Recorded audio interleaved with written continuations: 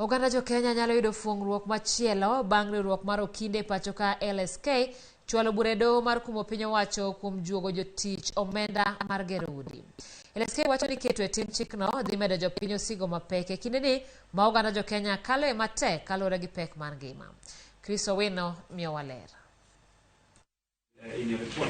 E bura margi, riwruok mar okinde ma pacho ka LSK dwaro mondo doho ochung duol mochung ne choko osuru KRA kuom dhi nyime kod juogo jotich omenda mar gero udi.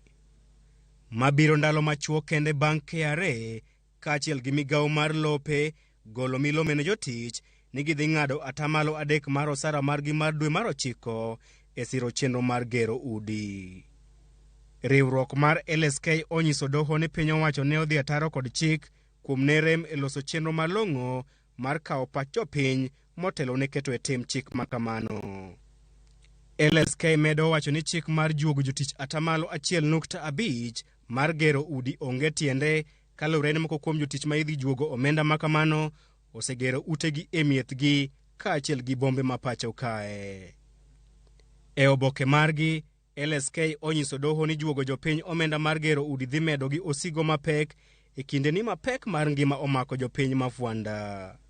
LSK bende olero ni kaluwore gi onge mar ler malong'o e wi bad migawo madhi telo ne omenda mar gero udi, jopiny dhi bedo gi tich matek mar chwalo ng'ur kata mako bura e doho, ponono ni piny owacho otiyo marach kod omenda margi.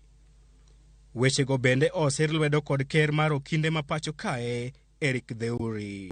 Considering that this is a levy that is collected on salaries. Salaries from the period of 1st of July have already been paid.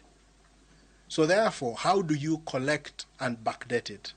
It is creating an unreasonable strain on employers who have already paid salaries, because that means that they must get that money from their own pocket. Chris Owino, Ramogi TV, Nairobi. Ji 23 nowito ngimagi e alwora ma Nyanza